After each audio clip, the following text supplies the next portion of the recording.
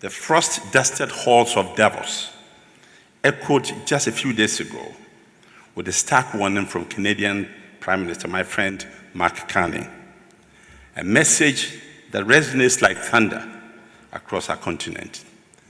In his address titled, Principled and Pragmatic, Canada's Path, he declared the end of the nice story of a rules-based global order, ushering in a brutal reality where great powers wield economics as weapons, tariffs as leverage, and supply chains as chokeholds. He invoked the ancient Melian dialogue: the strong do what they can, and the weak suffer what they must. And he issued a clarion call to middle and emerging powers: if we are not at the table, we are on the menu. Ladies and gentlemen, Africa is at that crossroads. The new world is not looming. Indeed, it is here. It is crashing upon our shores with unrelenting force. United States protectionism surges under aggressive leadership, imposing tariffs that disrupt our exports and inflate our costs. China's expanding influence offers partnerships, but demands dependencies that bind us tighter to external whims. Climate change and the crisis accompanying it, fueled by global inaction, devastate our agriculture and our communities. Ladies and gentlemen, supply chains, once bridges of opportunity, are now battlegrounds, weaponized in trade wars that leave Africa as collateral damage. Deaths mount from these shocks, investments flee amid volatility, and our youth, our greatest asset, watch opportunities evaporate. This is no distant threat. It is the near reality pounding at our doors. We must respond with urgency, or we will be devoured. For too long, we have all labored, we have slumbered under labels such as emerging, rising, awakening, comforting euphemisms that mask a harsh reality. Growth without transformation is a mirage. We've expanded economies, yes, but without industrial death, that growth is sandcastles washed away by the tides of global upheaval. Ladies and gentlemen, industrialization is not a luxury. It is our shield. Indeed, it is our sword.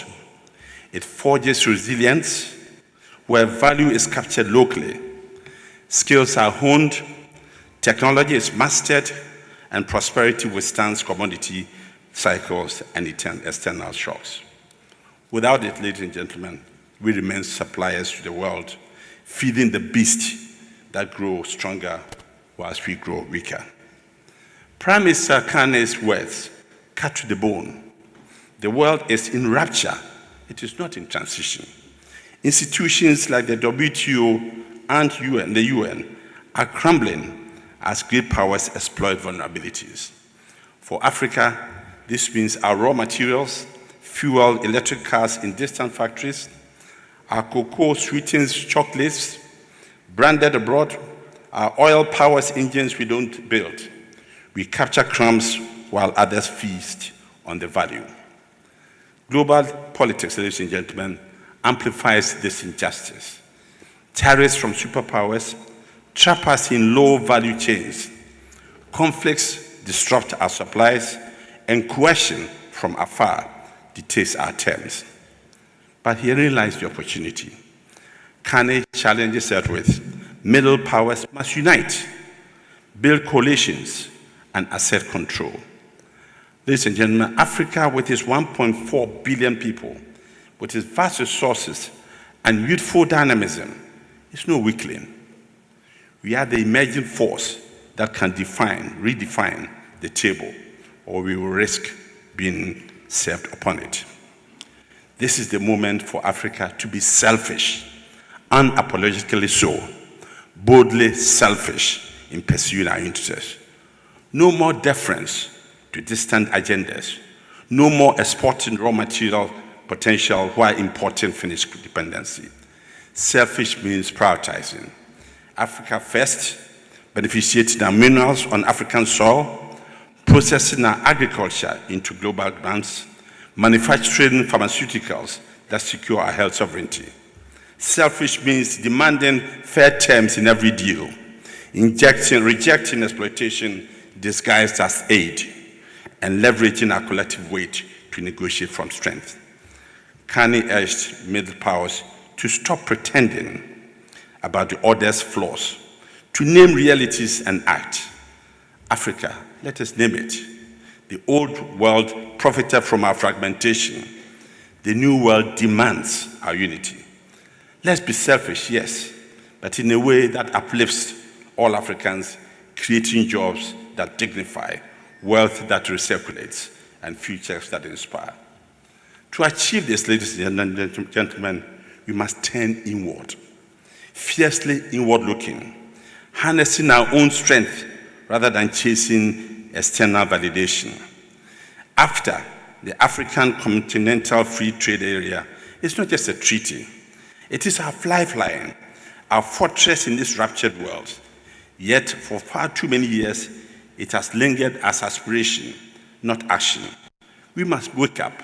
We must implement AfTA with ruthless urgency, harmonize standards across borders, streamline customs that bleed time and money, build infrastructure that connects our markets, and enforce rules that protect African producers.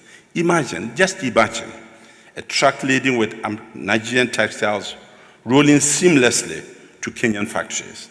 Ghanaian cocoa transformed into Ethiopian chocolates, exported continent-wide. South Africa tech innovating for North Africa energy grids. This inward focus isn't isolation, ladies and gentlemen, it is empowerment. As Carney described Canada's path, let's cut barriers, diversify, invest in homegrown strength. For Africa, AfTA is the path, creating a market of scale that attracts investment, reduces dependencies, and positions us as shapers, not suppliers. Delay no longer. The new world waits for no one. Our theme, ladies and gentlemen, financing Africa's industrialization, developing industrial value, beneficiation, and market integration, demands disruption, not dialogue. Africa overflows with resources, yet we lack the systems to forge them into enduring wealth. We have the markets, but they are splintered silos, not integrated powerhouses. Ideas surge, but mechanisms to scale them stall. This pattern has reached its breaking point. We must reorganize trade flows, not insert deeper into exploitative chains, but restructure them around African priorities. Ladies and gentlemen, let's export smarter. Let's climb value chains where processing, assembly, and innovation happen here. Let's position ourselves, power determines power. Position determines power. Volume alone is vulnerability. Let's consider the mining sector. Our continent holds, as we said earlier, the world's critical minerals, lithium, cobalt, rare earths, fueling the green transition. Yet, we extract and export raw, while batteries and tech are made elsewhere. Beneficiation isn't optional, it is urgent. Cluster industries around mines, processed locally, keep value chains African. In agro-processing, our fertile lands produce abundance, but raw exports perpetuate poverty cycles. Let's build supply chains that turn harvest into processed goods, juices, textiles, foods, exporting competitiveness, not commodities. Pharmaceuticals. The pandemic exposed us. It exposed our fragility. Dependence on foreign supplies is a strategic chokehold. Industrialized health, manufacture vaccines, drugs, equipment here to claim or reclaim our sovereignty. Infrastructure, unreliable energy, clogged ports, frictional borders, impose penalties that kill industry. Let's invest now, connect seamlessly, slash costs. Bridge investment promotion, let's build bridges that prospers to bankable projects, ready for capital. Let's make it as inclusive as possible, pull in SMEs, women, youth, enclaves breed resentment, broad participation builds resilience. Ladies and gentlemen, these are not abstracts, they are actionable imperatives. As summit design confronts them, preliminaries demand political will to sustain strategies of elections and crises. Finance engagements will bridge grids, extending horizons for capital, private capital. Roundtables will converge on practice. Let's commit here to timelines, funding, partnerships. The African Trade Chamber provides continuity. Let this be the spark that ignites sustained action. But urgency, ladies and gentlemen, demands more than plans. It demands awakening. Africa, wake up to the new world. The rapture Kanye described is our alarm. Great powers carve spheres, but we can carve our own. Let's be inspired by history. Kwame Nkrumah's vision of unity, Mandela's resilience, Wangara Maathei's defiance. Let's imagine an Africa where youth innovate in solar-powered factories, women lead agro-industries, and our cities hum with home-grade manufacturing. A continent not begging for scraps, but commanding respect, exporting solutions to climate, tech, and health. This is possible, but only if we act selfishly, inwardly, urgently. Let's implement AFTA, not as bureaucracy, but as revolution. Form African coalitions, variable geometry, as Candy says, for trade, security, innovation. Let's stop pretending that the old order serves us. Name the exploitation, build our strength.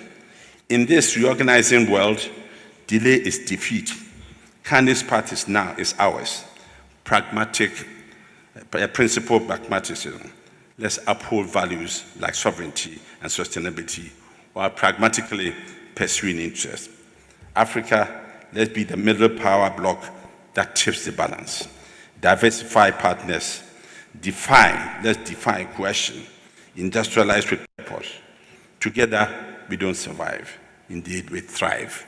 We create wealth that endures, jobs that empower, a legacy that inspires generation. The table, ladies and gentlemen, awaits us. Let's claim our seat. I look forward to our deliberations, igniting the transformation over the next 2 days.